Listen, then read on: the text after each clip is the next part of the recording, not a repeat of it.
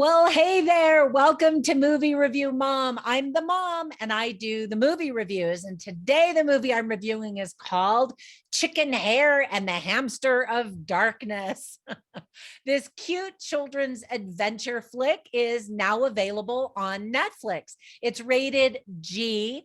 Yay, we don't get those very often, and is an hour and 31 minutes. My movie review mom grade is a B plus. I actually really enjoyed that. Maybe I should change it to an A minus.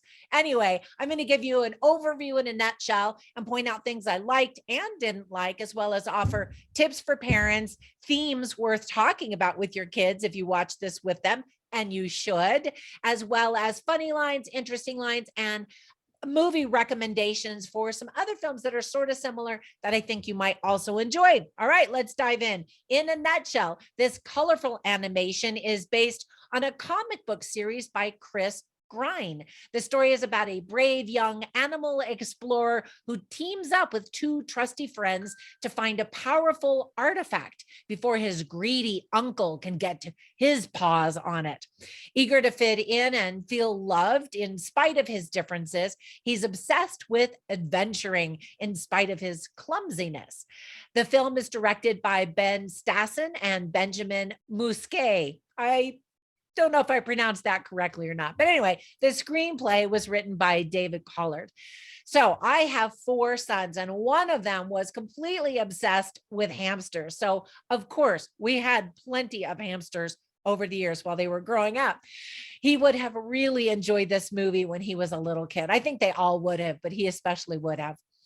All right, so some of the things that I really liked about this film include the fact that the animation is delightfully detailed and so colorful, and the textures of things like wood and water are so impressive.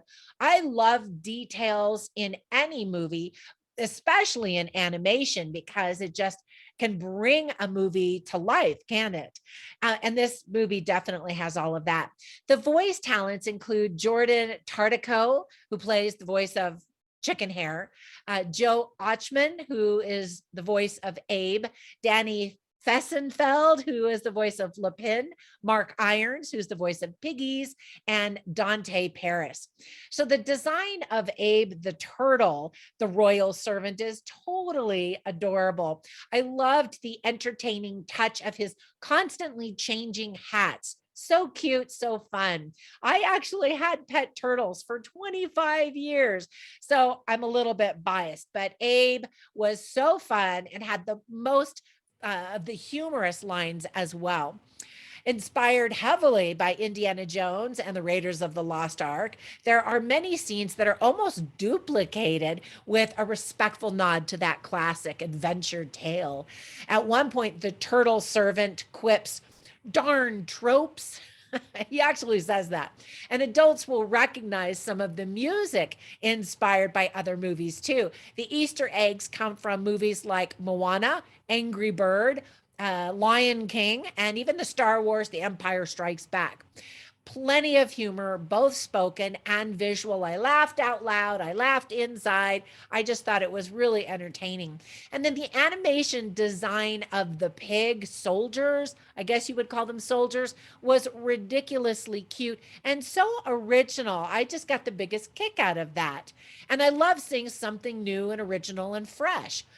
So there were some things I didn't like. Not all of the voices seemed to match the characters, in my opinion.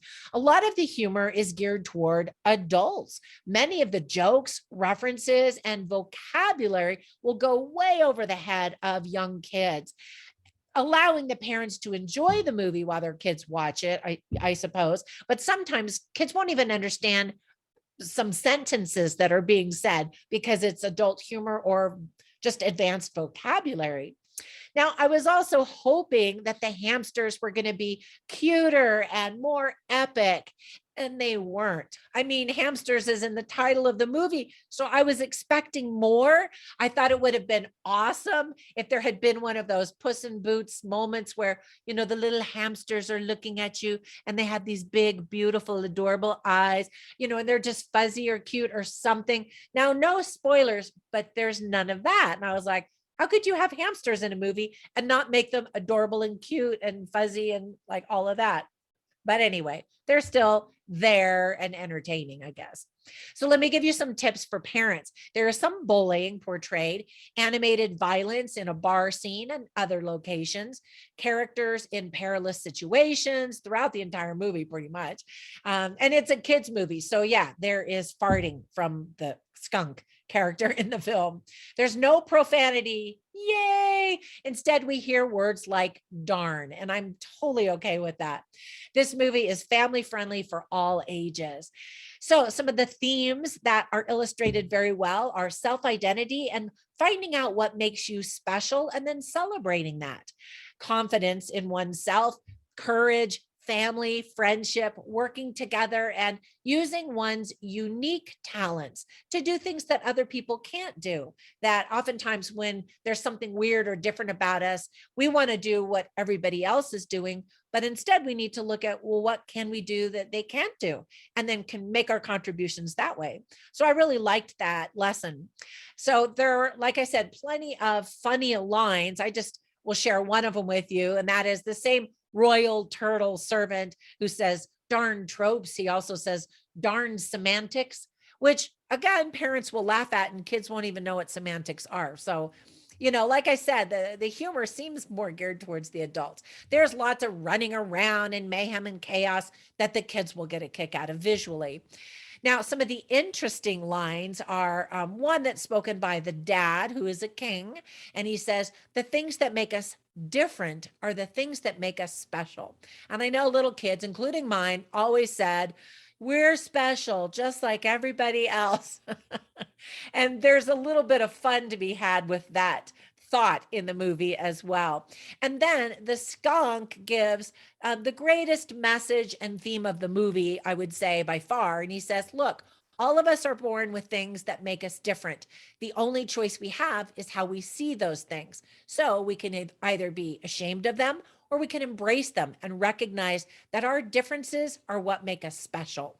Now, I misspoke. I said he. The skunk is actually a female skunk character, and she's pretty cute. All right. And so before I go, let me leave you with some recommendations for some other movies that are sort of similar that I think you should also watch as a family and introduce your kids to if they haven't seen them already. The first one is The Jungle Cruise. Now, this one just came out recently.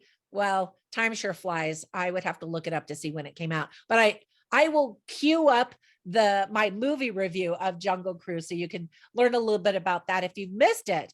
If you have been to Disneyland and been on that Jungle Cruise ride, you'll get a kick out of the movie. I did. I thought it was pretty cute. And then just a classic that your kids may or may not have seen is the animated Disney movie Dumbo. And it deals with very similar ideas in that Dumbo had these gigantic ears and felt so self-conscious about it. But of course, because of these giant ears, could fly and, became a hero. All right, no big spoilers there, but that movie's been out for decades. And then there's been a new live action remake of Dumbo, and you can catch my movie review of that one. I actually reviewed it with another film critic. So it was really fun to compare our experiences while watching that movie. All right, that is it. I hope that if you watch this movie that you get a tickle out of it like I did, and I will catch you in the next movie review. Thanks so much for all your support. Bye for now.